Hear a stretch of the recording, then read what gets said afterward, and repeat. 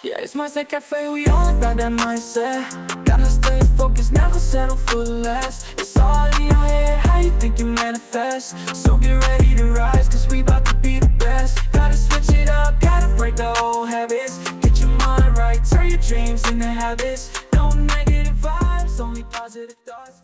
What's up, guys? Welcome to another episode of the Mindset Cafe podcast. It's your boy, Devin Gonzalez, and we got a special guest for you guys today. We have Sean Malone. He is the co-founder and CMO of Flow Chat, but he has been in the entrepreneurial space for years, to say the least.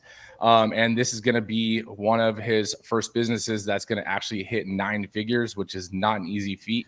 I know a lot of entrepreneurs are trying to hit that 6-figure mark, let alone 7 figures, and to even go into the 9 it's amazing. So I wanted to bring Sean on today and dive into his experience of his entrepreneurial journey with his current software company, as well as other companies that he has done in the past, and really learn what he's used to overcome his mindset battles and, along his journey, because that's what we're here to do, right? So Sean, thank you so much for coming on today.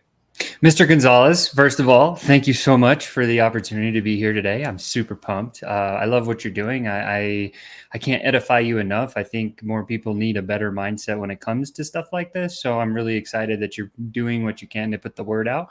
And I really love your intro music, by the way, too. I think it's dope. So thank you for having me, man. No, I appreciate it. No, thank you. So let's dive into it a little bit. Where did your entrepreneurial journey start? Okay. So my entrepreneurial journey started when I was 12. I watched my dad. And so we had immigrated from South Africa to the United States when I was young. I was just 2.5. And he struggled to make it in America because he spoke funny and all this other stuff. And eventually he started as a sales guy, and he was selling steel. And then he ended up building a little import-export cookware business, of which he said, "You're going to come work for me." So I was like, okay, cool, great. Right. So it's like trying to like that child labor thing. I was like, oh, but I get to hang out with my dad, because obviously I love my dad. He's one of the biggest heroes and influences in my life.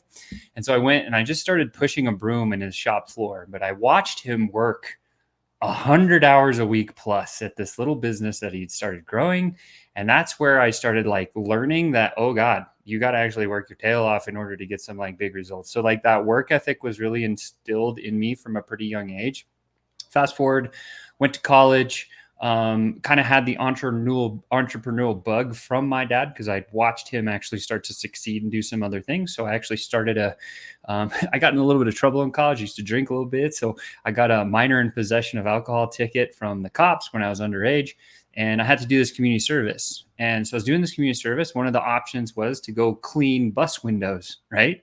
So here I am, 18 years old. I go into the little department and I'm starting to clean these bus windows. And I thought to myself, I was like, man, when I was in high school, me and my buddy Andy, we used to like detail cars for people and made some money. And so I went back to the lady and I was like, hey, I used to do this professionally. A little bit of a stretch of the truth, right? I was like, oh, I did it professionally back in high school.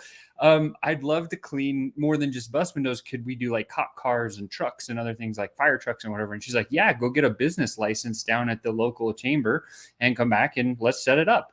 And so that was really my first endeavor into like building my own thing. And I started cleaning cop cars for $45, and it only took me 30 minutes to clean a cop car. And I was like, this is crazy. So then I was like, why don't I was on the baseball team. I was like, why don't I hire all these other baseball guys? And then I'll just pay them like $10 an hour and I'll keep the difference. Like, and then I'll just line up the calendar for all of them. And so I had 5 people cleaning cop cars for me, all making, it was a 30-minute cleaning job, $45 every single time. And I just lined a calendar. And that was my first experience of being an entrepreneur. And it just started to pump. I was making like $2,000, $3,000 a week, like as a college student with a minimal time, maybe a couple of hours a week that I was working. Again, I was playing baseball and some other things. I had a job at Chili's.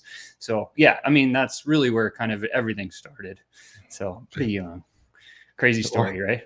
No, definitely. I mean, two things into that. I mean, one, have you ever read the book 10X is better than 2X?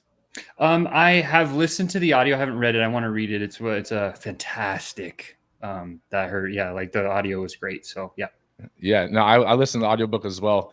And honestly, from that early stages, you're already in that mindset of, 10xing versus 2xing, and, bringing those people on and stuff like that. And I think that's awesome. But another thing is, it's funny, both of us in college had similar experiences. I actually got in trouble in college as well, right? But mine was for the whole fraternity lifestyle, and I actually got suspended for 2 years. And it was, I mean, not just me, it was a group of us because of campus policies and stuff.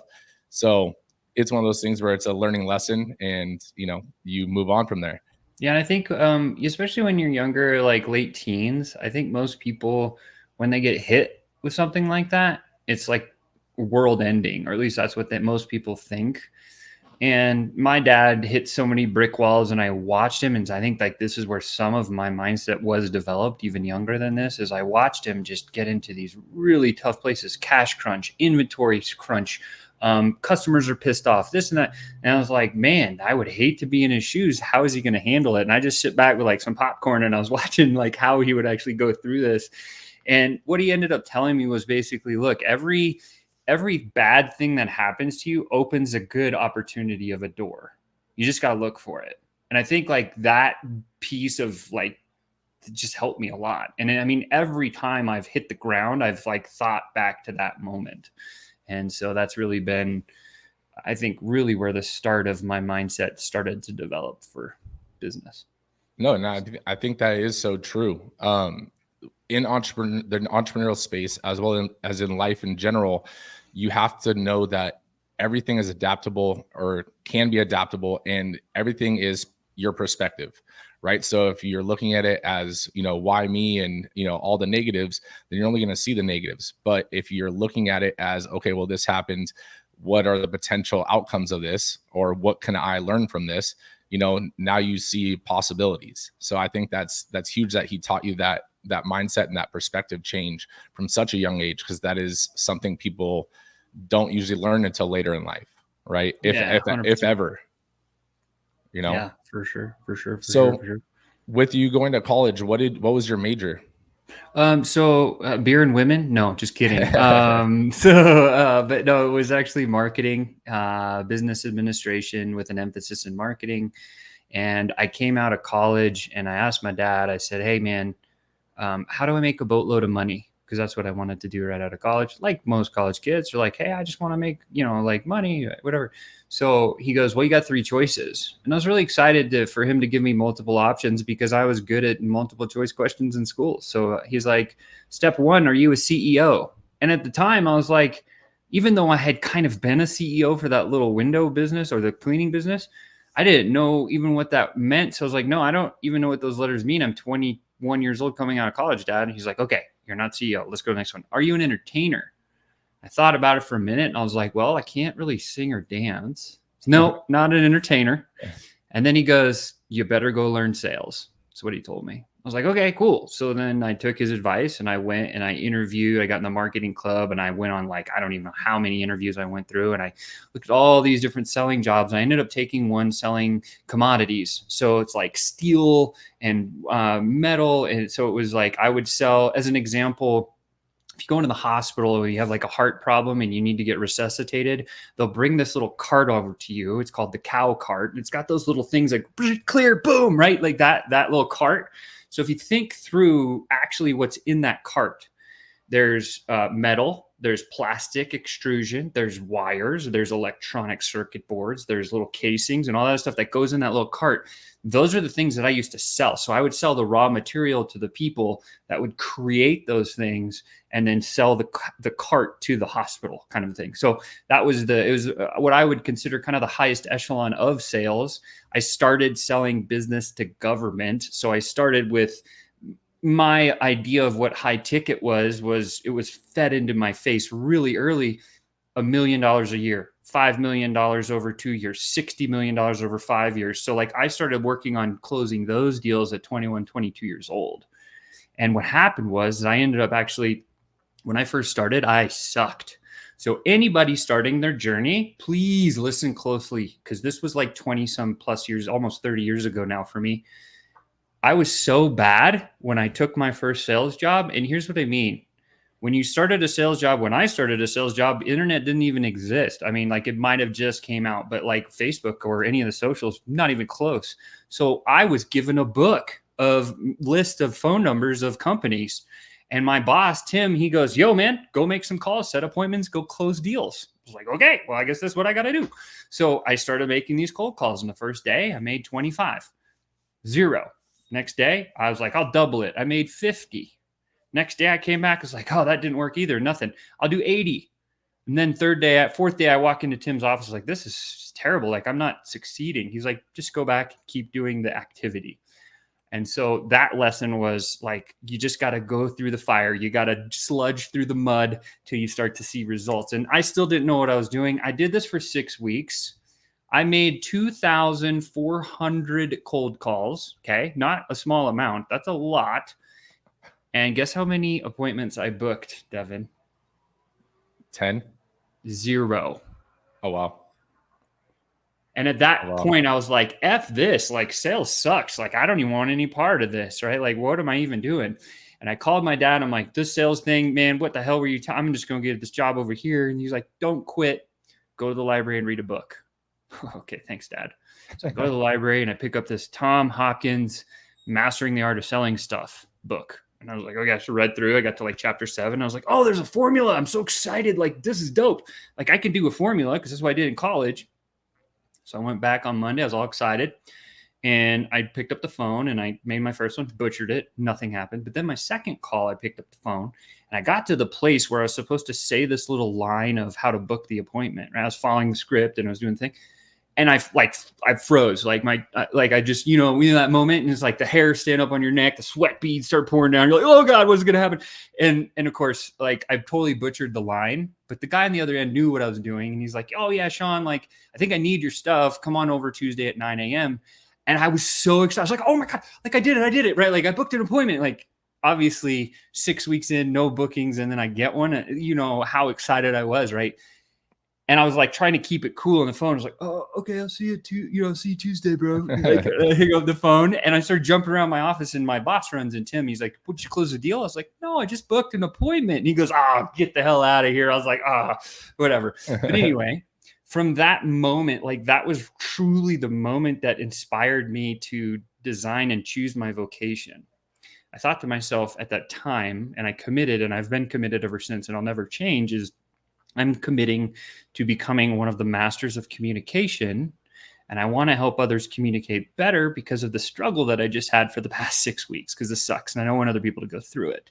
And so at that moment, I chose, like, I'm dedicating my life to sales and communication through so the vocation is communication. The channel that I chose was the lost art of prospecting because I was so bad at it. I want to become the best at it. And then also the high ticket sales. Because I think when people understand how to successfully prospect and get the right people on the phone or in front of you, and then how to close a deal systematically where you can do it repeatably, you can usually take any business on earth and make it rain. No, I agree. And I think that's awesome. I mean, it shows the persistence that you need in any area of life, right? And it could be, your fitness journey. It could be your mindset journey. It could be your entrepreneurial journey, starting a business.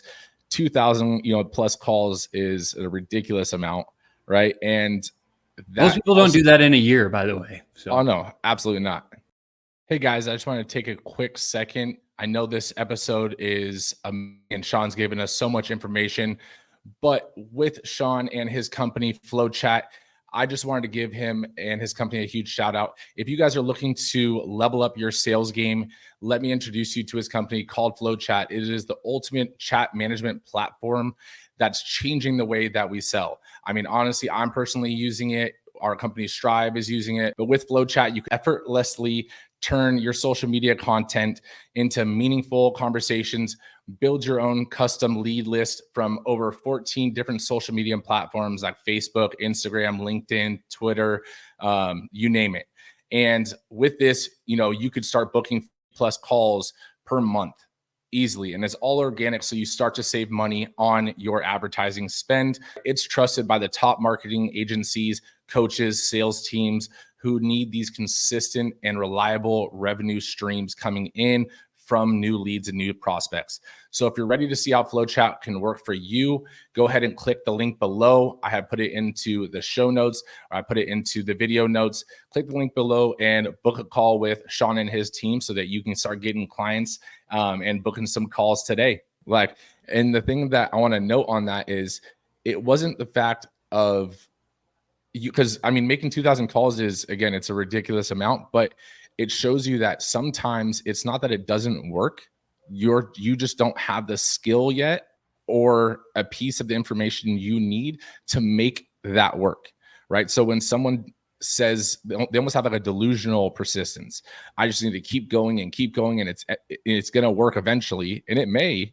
But sometimes you need to take that step back and learn, go to the library. Nowadays, you can, find so many different videos on YouTube. I mean, that's how I increased a lot of my sales ability, was literally watching YouTube videos on sales, right? So sometimes you just need to continue to learn while you're doing that skill and not just keep beating your head against the wall and hoping that it's going to change.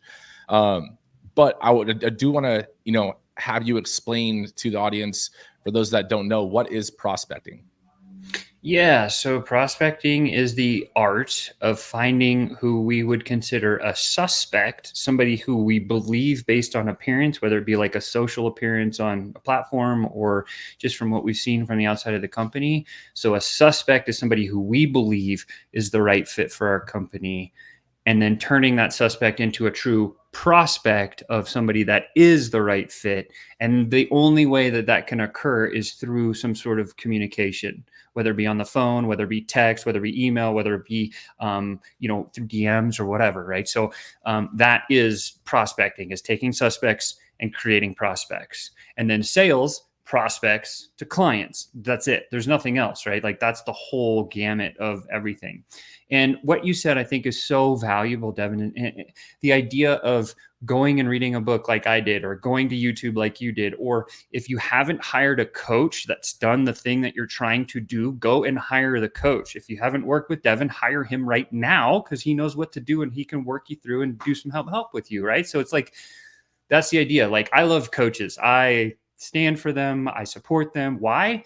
Because a good coach that's actually gotten results will show people how not to fall into the pitfalls that most people fall into. And it collapses timelines and it allows you to achieve faster. This is why, if you're on the edge of making an investment with a coaching program, I didn't urge you to do it. Like, go do it, right? Go through the process, see if it helps you learn the skill that you just said. Once upon a time, somebody said to me, Sean, what does it take to be one of the best salespeople on earth? And I thought about it for a long time, and I said, well, there's not just one thing. And you actually hit on one of these already earlier a second ago. There's three. There's three things you must do in order to be one of the best salespeople on earth. Or this can be applied universally to anything, like you said, weight loss journey, whatever. First one is conviction. You got to know that you're convicted to getting the result that you're looking for. And if you're not 100% into being convicted, hey, I'm going to become the best shape of my life in the next 11 months. If you're not convicted when you say that, here's how to get conviction. It's really simple. Take out a piece of paper, right? Sit down and write all the reasons why you're not convicted. Very simple. Go the other way. And then look at these lists and try to sell yourself on each one of those things so you can be convicted. And if you can't sell yourself on those things you wrote down, give it to someone like Devin. Give it to your coach. Give it to someone who will read those things through with you and say, oh, well, this is probably because you just need to tweak your mindset a little bit and talk about it this way. All of a sudden, you're going to see clarity. That's the other thing coaches bring, is like wicked clarity, right?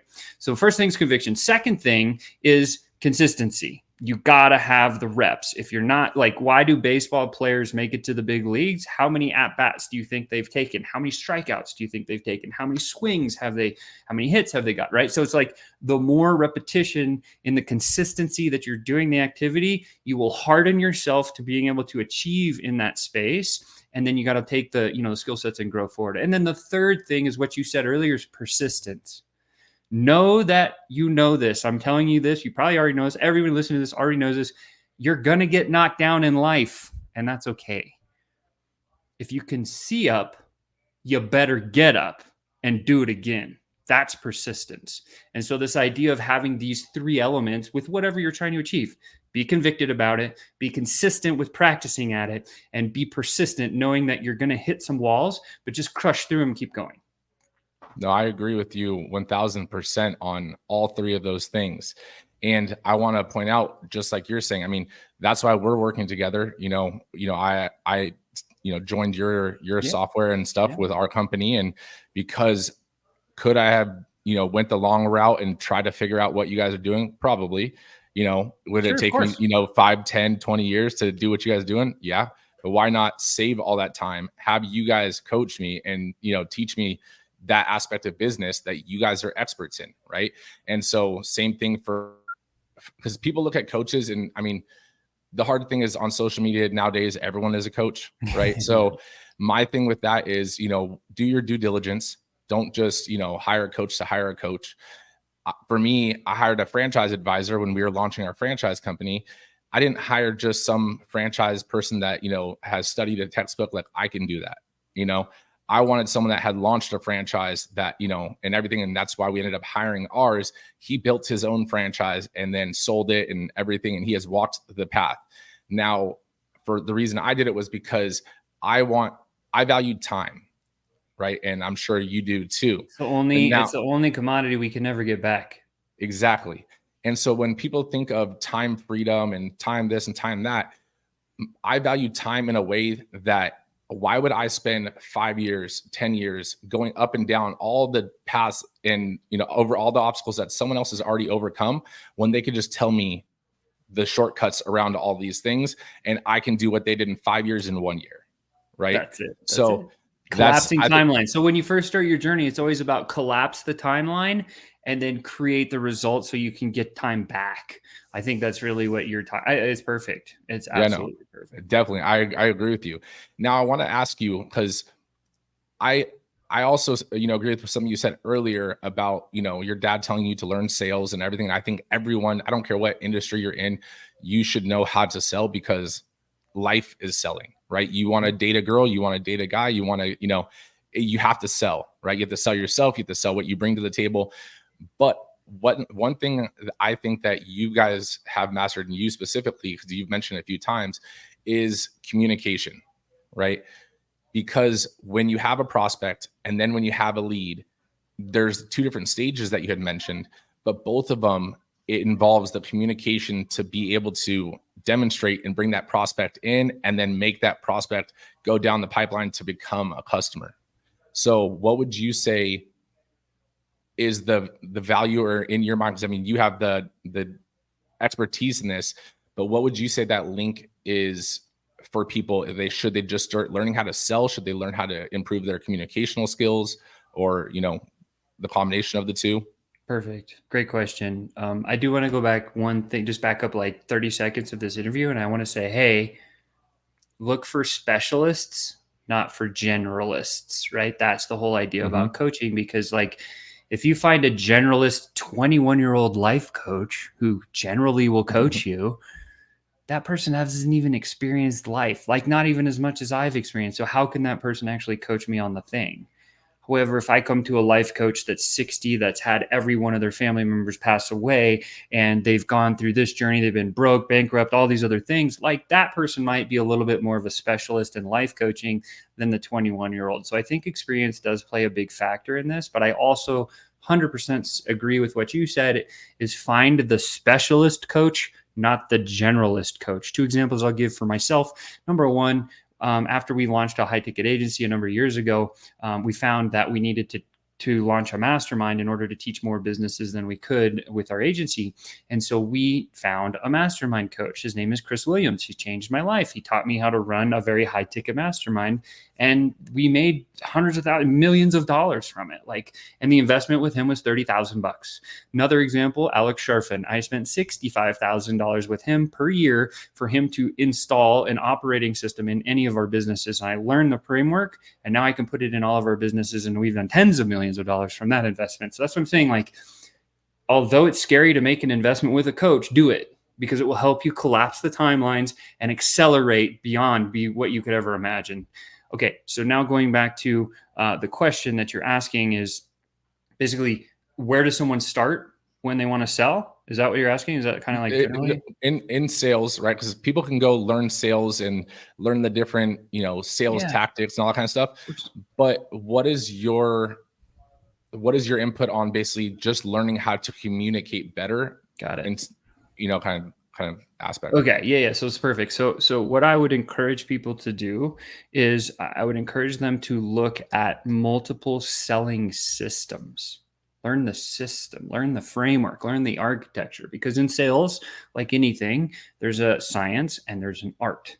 We have to go to school and learn the science first before we can layer our art. Everyone has a personality. That's amazing, right? We want to use your personality in your selling abilities, but you need to have some sort of a baseline framework that you can have as an underlying thing that you can repeat. Because you could just go one day and talk to 50 people and 3 people buy, and you're like, man, I don't even know how that freaking happened, but that's awesome. I got 3 people, and I just know I got to go talk to 50 people a day. That gets exhausting to even think about, right? However, if you could take this framework and you could deploy it to those 50 people every single time, number one, you're probably gonna get more sales. Number two, you're gonna be able to repeat it. Number three, you're not gonna have to talk to as many people in order to achieve it. So a couple of selling systems, depending on where you're at and what you're selling, if you're kind of in the bigger enterprise level sales stuff and you're selling to government and you're selling to a longer timeline or time cycle to close deals, I would encourage someone to look at like the Sandler selling method. That's one that I really stuck to. That one helped me make a lot of money. Again, I spent $12,000 a year with my sales coach when I first started learning sales to learn that, right? And then I had that as a system, and that's what helped me to close deals that 60 million for 5 years or 2 million for 2 years, like those types of deals. Like I used that system infrastructure and it worked.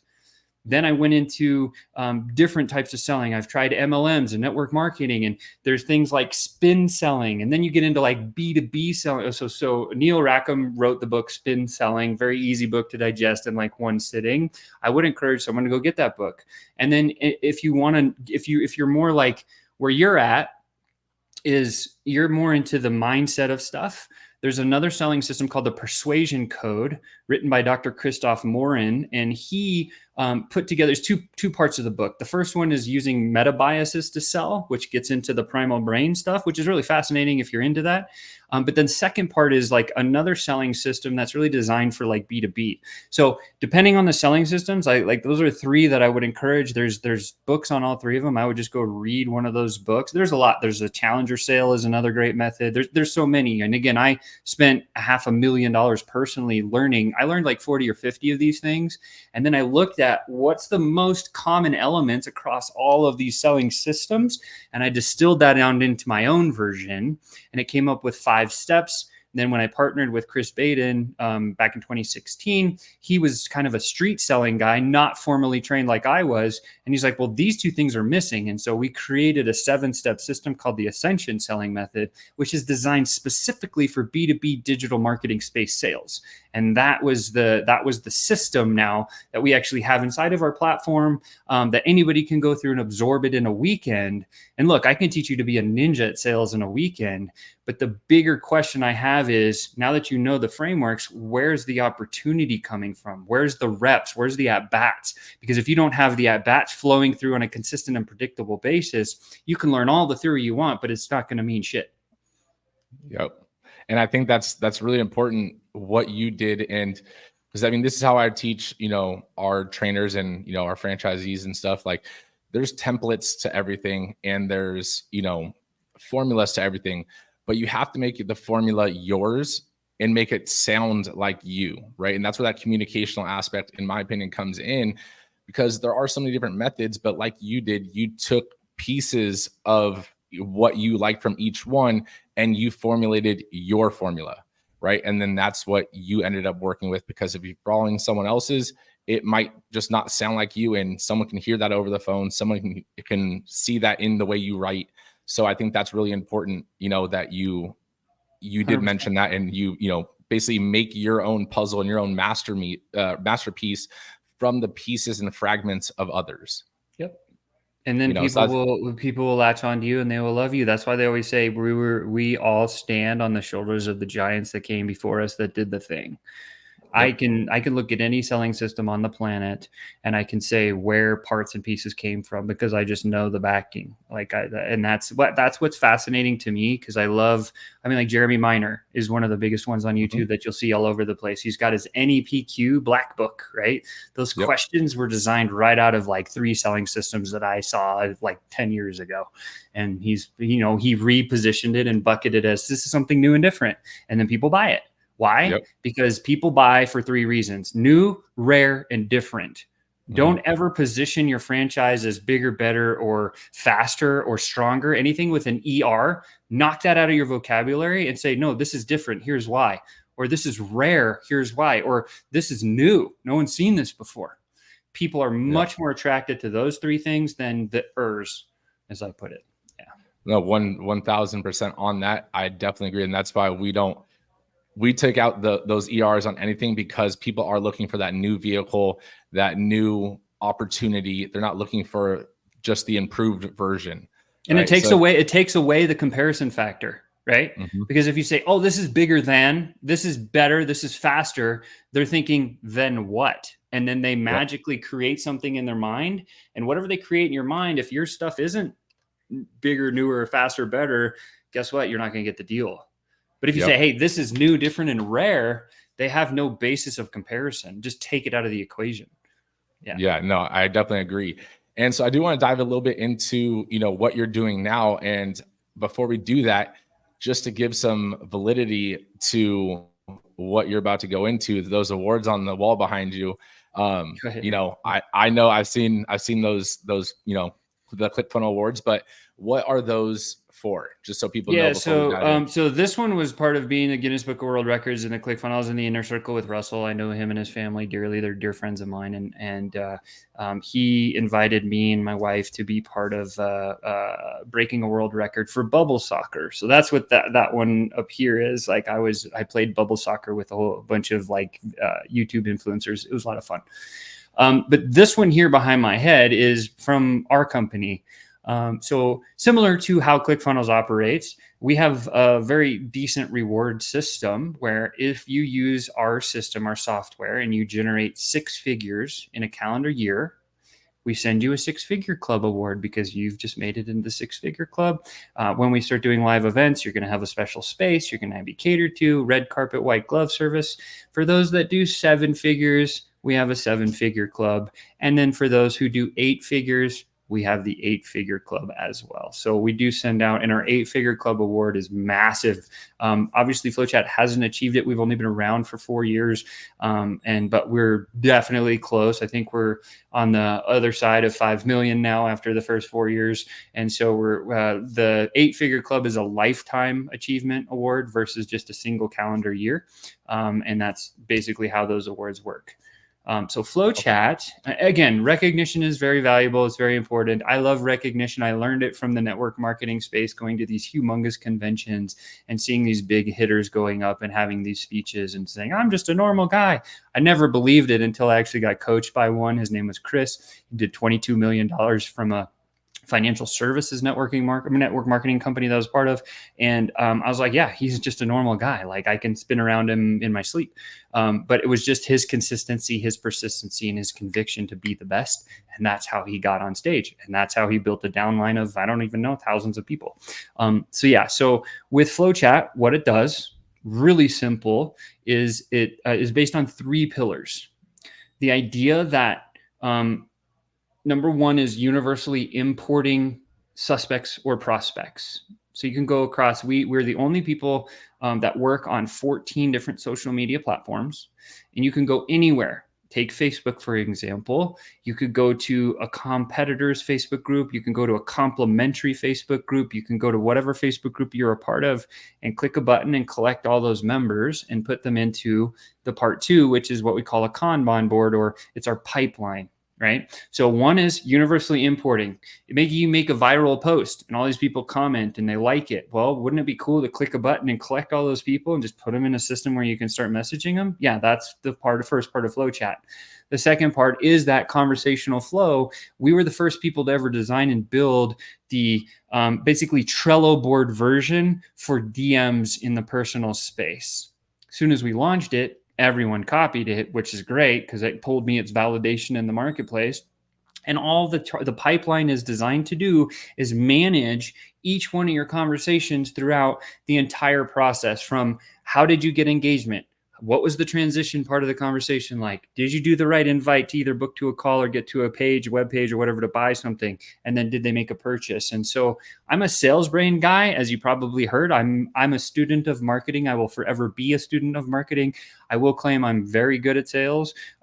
Just from what people say to me and my results. I mean, over 200 million personally, like it's a big number. So it's one of those things where it's like, you need a system that can track, like, where is this person? How is this person moving? Because otherwise what happens if you're just relying on the inboxes in your environment of whether it be Facebook, Instagram, LinkedIn, Twitter, wherever, right? All deals slip through the cracks if you're not like 100% on at all times. Whereas FlowChat will just keep track of everything for you and allow you to push people through a process. Again, it's that systematic framework, and the art is the words. What are you saying that's going to get them to actually take action? And that's why I love communication so much, because it is the art of words. Like, that's really where it comes down to. And then being on video and being charismatic and all the other things that, so, but yeah. And then the last pillar, okay, so it's first is import, second is pipeline view, third is reporting, because anybody doing anything organic usually sucks at reporting. No offense. It's just what I've seen over the past 20 years. And so we spent a tremendous amount of dev work and time in building out some reporting systems that are just crazy simple to operate with, but it gives you exact specific stuff on what you need to optimize. As an example, I can tell you for a fact that I run in one of our many processes to gain new opportunities for ourselves. We invite people to a Facebook group. We nurture them through the conversation in the Facebook group, and then we invite to a calendar, right?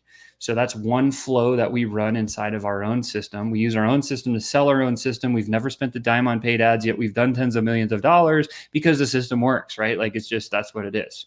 And so I could tell with authority, I could say, look, I know when I put a new person into my flow, in that flow, it takes less than 12 days from my first message to a new deal. Right? Big. No one can even say that about anything organic. 12 days or less, my organic system will produce every time. Right? And then people coming through that, I can also tell you my sales team converts at 62% as a team. Most individual owners can convert around that number. As a team, hey, how did that happen, Sean? Because it's systemized as the science, and then I teach them all to lay their art right on top of the system. Yeah.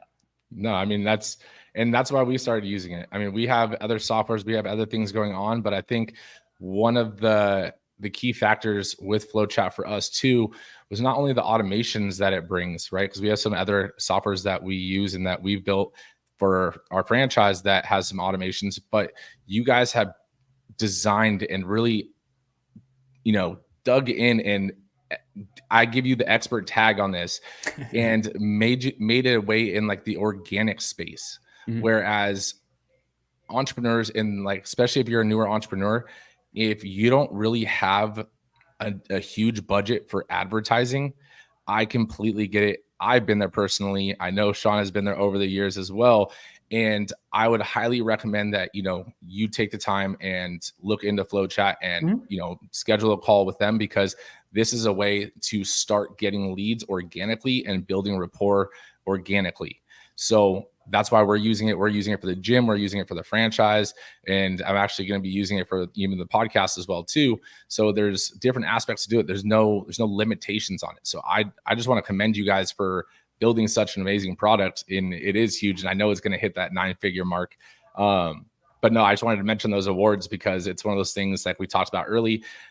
You're not looking for a coach that's a generalist. You are a specialist in this market.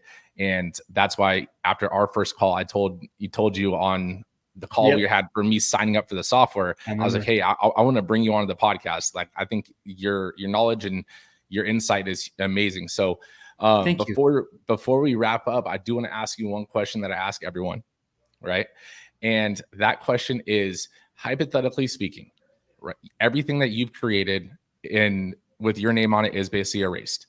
You get one message you're allowed to leave on the Sean Malone legacy wall. What is your message? Great question.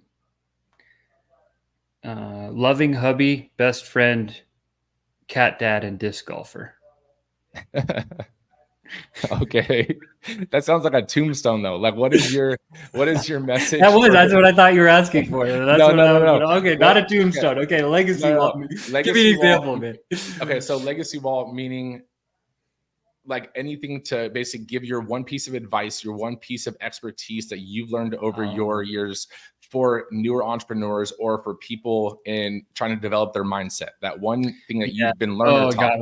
Got it. So Peng Joon, if you know who Peng Joon is, he's this Malaysian marketing guy, and he's such an expert. He's done hundreds of millions of dollars. He's a dear friend of mine. I met him in the Inner Circle Funnels, and I asked him a similar question, like, what would you give your advice to your 20-year-old self if you could?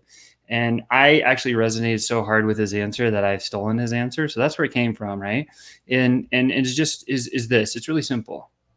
Give yourself grace and know that everything's going to work out the way it needs to work out. That's huge. Yep. That is huge. Just before we wrap up, explain that I've heard that a similar quote to that, and I think that honestly I resonate with it as well. Just real quick, elaborate what you mean on give yourself grace. Well, how much do you beat yourself up? What's your self-talk like, right? If your mindset is in the trash, which obviously you're an expert at that, by the way. If your mindset is in the gutter and you're constantly negative, you have no room in your brain for positive talk and for helpful stuff. And so what we need to do is we need to silence the negativity, because we beat ourselves up so badly. We never give ourselves grace. My wife, perfect example. She runs 2 trading businesses, and she misses a indicator, or she misses a trade, or she's like, and she pulls her hair and she bangs the thing, and she gets really upset. I'm like, no. Just give yourself a little grace. There's going to be another trade. Remember, there's always another opportunity around the next corner. And that kind of calms her down. And so I think just remembering the idea that one day, one event, one thing going wrong is not going to end everything. Okay. Exactly. In most cases. I mean, sometimes obviously if you get in a massive car wreck and die, then that's one thing. But I'm just saying, yeah, I mean, and even I was at this point where I forgot this lesson. There was a time in my career where I was so burned out because I was running our first software product. And we had this massive network marketing business. I had over almost 3,000 people in my downline that had paid us all $10,000. And so it was a big deal. Right. And I was completely burned out. I was driving to the Inner Circle to do this presentation, and I saw a tree, and I just got off this call with a bad prospect, and I had all those negative things creeping in my head. And I saw a tree, and I was like, I'm done. I'm going to hit this tree. But my wife was in the car. And so because she was in the car, I did not swerve off the road. Otherwise, if she hadn't been in the car, I don't think I'd be here, man. And I pulled over, I started crying, and she's like, what's wrong? And I was like, I almost just killed myself on that tree. And she was like, what? And so that put me into a place where I was burned out. I was so burned out because I was just working 20 hours a day. It was insane. And so I went to this Inner Circle, and then Russell said, hey, man, this business is killing your soul, right? I wasn't giving myself the grace. And he said, kill your baby, sell the software company, because if you don't, it will steal your soul. And I was like, whoa. And this was an 8-figure business doing more. We did 13 million in our first 10 months. How do you sell a company like that? It's a cash cow. And I was like, you know what? You're right. You're my coach. I'm coachable. I'm in. I'm going to do the thing. Right. And so it took us a year, and we sold the first software company, and that led us down the path to where we're at now. And so Russell, Alex Sharfin, my wife, and my business partner, Chris, are the 4 people that pulled me from that burnout and allowed me to remember this message of giving myself grace every day. And if you start with grace, you're fine. And then if you just remember everything's going to work out the way that it needs to, that leads into, you got to have a little more patience. Have some patience. That's awesome. That was like a mic drop. You picked it back up and you mic dropped it again. I appreciate you guys. I appreciate you taking the time so much, and the knowledge that you were able to spread today. I know the audience has, picked up on it. And guys, if you're listening, make sure you guys share the show, leave us a review, and share this episode with someone else that is going down that journey and is going down the entrepreneurial path and maybe facing something like a burnout, or someone that's newer on the entrepreneurial path that could use a software like Sean's and that could make their system so much easier without having to spend buckets of money on advertising. So Sean, thank you again so much for coming on today, and we will definitely be connecting again soon. I appreciate you again, Devin. You're a class act, man. Keep doing what you're doing and leading the charge. You're a true thought leader in the space. I think your mindset is perfect, by the way. Even though there's probably some dark spots in there, know that grace, right? Yep. And again, just keep pushing with the franchise thing. I'm excited to watch your business continue to thrive and grow like it is. So great job, and you're the man. I appreciate you. Talk to you soon. No negative vibes, only positive thoughts. Just in the game.